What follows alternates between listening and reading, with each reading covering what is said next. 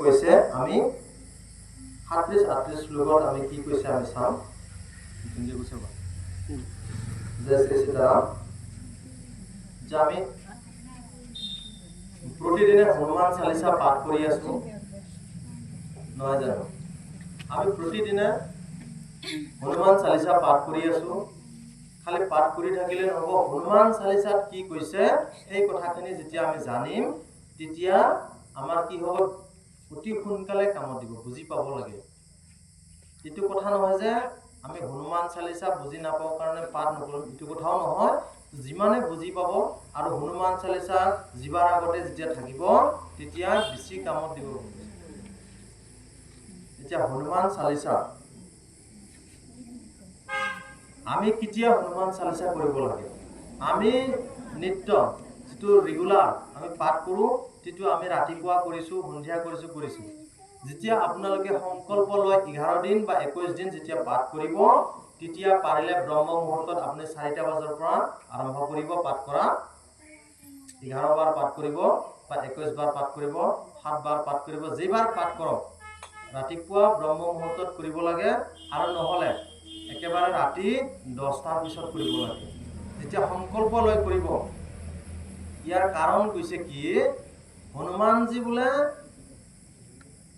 হনুমানজি গোটেই দিনটো ৰামৰ সেৱাত লাগি থাকে আমি জানো ৰামৰ সেৱক ৰামদূত কৈছে না তো সদায় গোটেই দিনটো কি কৰে প্ৰভু ৰামচন্দ্ৰৰ সেৱাত লাগি থাকে তো তেতিয়া কি হয় আমি সংকল্প কৰি পূজা কৰিলে কি হয় বোলে হনুমানজি আহিব কিবা কাৰণত নোৱাৰিব পাৰে বুলি কৈছে তো তেতিয়া ৰাতি 10টাৰ পিছত যেতিয়া পাঠ কৰিবে তেতিয়া অতি সোনকালে আপুনি ফল পাব বুলি কৈছে তেতিয়া প্ৰভু ৰামচন্দ্ৰ সাগে টোপনি যায় না ঘুমায় তেতিয়া হনুমানজি ফ্ৰী হৈ যায় তেতিয়া হনুমানজি নিজৰ কামত লাগি যায় বুলি কৈছে সেই কাৰণে বহুতে কয় যে ৰাতিহে কিয় পাঠ কৰিব লাগে ৰাতি পাঠ কৰাৰ কাৰণ এইখিনি এতিয়া মই আপোনালোকক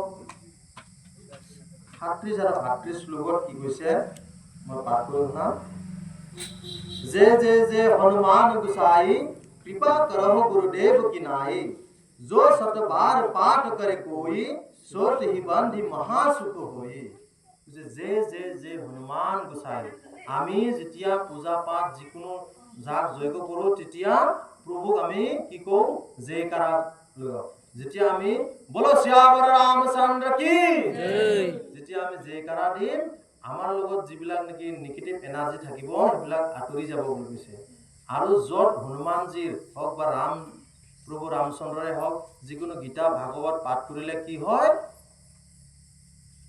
আমাৰ ইয়াত নিন্দ্ৰা দেৱী আহে বুলি কৈছে আমাৰ টোপনি লাগিব লগতে আৰু কি কৰে আমাৰ যিবিলাক পূৰ্বপুৰুষ ইচ্ছালৈকে মুক্তি হোৱা নাই সিহঁতেও মুক্তি পাম বুলি কি কৰে আমাৰ এই শৰীৰত আহি স্থান গ্ৰহণ কৰে যাতে আমাৰ দ্বাৰাই ঈশ্বৰৰ কথা ঈশ্বৰৰ নাম কীৰ্তন শুনিব পাৰে সেইকাৰণে আহে তেতিয়া আমাৰ কি হয় আমাৰ এই টোপনি লাগা ভাগৰ লাগা এলা লাগা আৰম্ভ কৰে সেইখিনিক আমি যেতিয়া এলা ভাগৰ আমি গুচাই যেতিয়া ভালকে শুনিম মন দি শুনিম তেতিয়া নিজৰ লগতে নিজৰ ঘৰৰ পিতৃ দেৱতাকো কি কৰিব পাৰে মুক্তি কৰিব পাৰে জয় শ্ৰী সীতাৰাম ইয়াত কি কৈছে হে হনুমান গোসাই তোমাৰ জয় হওক জয় হওক জয় হওক তিনিবাৰ কৈছে হয়নে হনুমানজি কি কৈছে আপোনাৰ জয় হওক জয় হওক জয় হওক কোনে কৈ আছে কৈছে গোস্বামী তুলসীদাস প্ৰভুৱে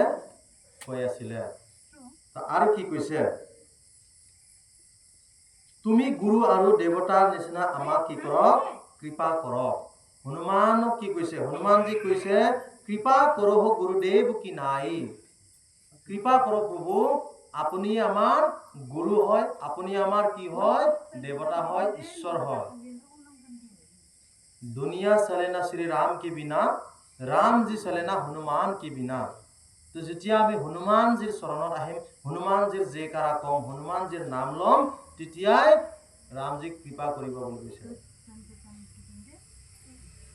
जिस पर कृपा राम की हुई ता पर कृपा करे ही सब कोई तार माने কি কৈছে যার ওপৰত কৃপা প্ৰভু ৰামচন্দ্ৰই কৰিব, সেইজন ব্যক্তিৰ ওপৰত সকলো দেৱতাই আহি নিজে নিজে মানে কৃপা কৰিব বুলি কৈছে।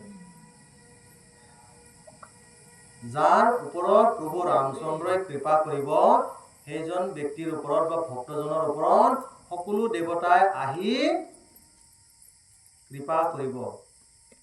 তো তেতিয়াহ'লে আপোনালোকে জানক, হনুমান মন্দিৰত আহি ৰাম নাম লওক, হনুমানজীৰ নাম লওক, তেতিয়াই কি হ'ব, সকলো দেৱতাই যিহেতু কৃপা কৰিব, সেই নৱগ্ৰহৰ দেৱতা নহয় জানো, ইহঁতেও আহি আমাক কৃপা কৰিব। কিন্তু আমাৰ যিটো গ্ৰহৰ দশা 5 বছৰ 6 বছৰ লাগিব, থাকিবই সিহঁতে, কিন্তু সিহঁতৰ যিটো কুদৃষ্টি আমাৰ পৰা যাতে আঁতৰি থাকক নহয় জানো। আৰু কি কৈছে, এই হনুমান চালিসা जो शतबार पाठ कर कही सूति बंधी महासुख होए बोलिছে। যিজন ভক্তই হনুমান চালিসা 100 বাৰ পাঠ কৰে, সেইজনক কি কৈছে, বন্দী কোঠাত বন্ধ হৈ থাকিলেও মুক্তি পাব পাৰে বুলি কৈছে। এতিয়া হনুমান চালিসা কেতিয়া লিখিছিলে? এই হনুমান চালিসা পৰম পূজ্য গোস্বামী তুলসীদাসজী প্ৰভুৱে এই হনুমান চালিসা কাৰাগাৰত লিখিছিলে।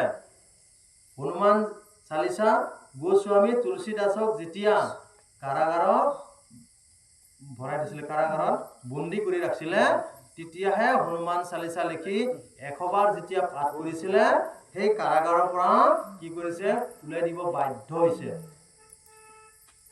সেইকাৰণে কৈছে, যিজন ভক্তই হনুমান চালিসা 100 বাৰ পাঠ কৰিব, বন্দী কোঠাত বন্ধ কৰি ৰাখিলেও, কাৰাগাৰত ৰাখিলেও, জেলত ৰাখিলেও কি কৰিব, ওলাই আহিব পাৰিব বুলি কৈছে। কিন্তু সেই বোলে মই ডকাইত কৰি চুৰি কৰি হনুমান চালিসা পাঠ কৰি ওলাব পাৰিম জানো? নোৱাৰো। হনুমানজী কাক কৃপা কৰিব? যিজনে ৰাম নাম ল'ব, যিজনে সত্য পথত চলিব, যিজনে নিয়ম আৰু নীতি মানিব, সেইজনক হনুমানজী কৃপা কৰিব। আৰু য'ত হনুমান থাকিব, যাক হনুমানজী কৃপা কৰিব, প্ৰভু ৰামচন্দ্ৰও আহি কৃপা কৰিব। আৰু যাক প্ৰভু ৰামচন্দ্ৰই কৃপা কৰিব বুলি কৈছে, তাক সকলো দেৱ দেৱী দেৱতাসকলে আহি কৃপা কৰিব।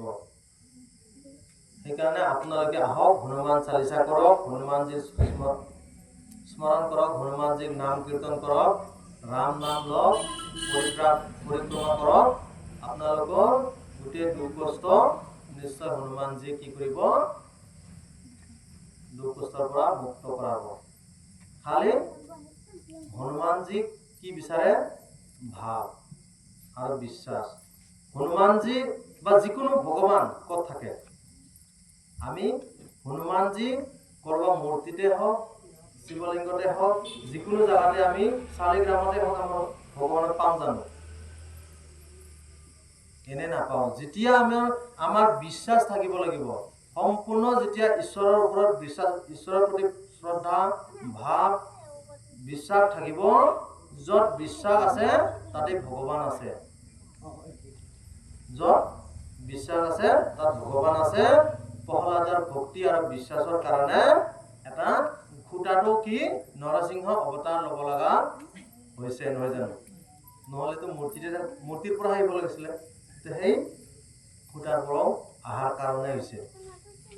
ভগৱান ক'ত থাকে বুলি ক'লে, আপোনালোকে আজিৰ পৰা ভগৱান কোনোবা যদি কয় ভগৱান ক'ত থাকে বুলি ক'লে কি ক'ব? ভগৱান আমাৰ বিশ্বাসত আছে,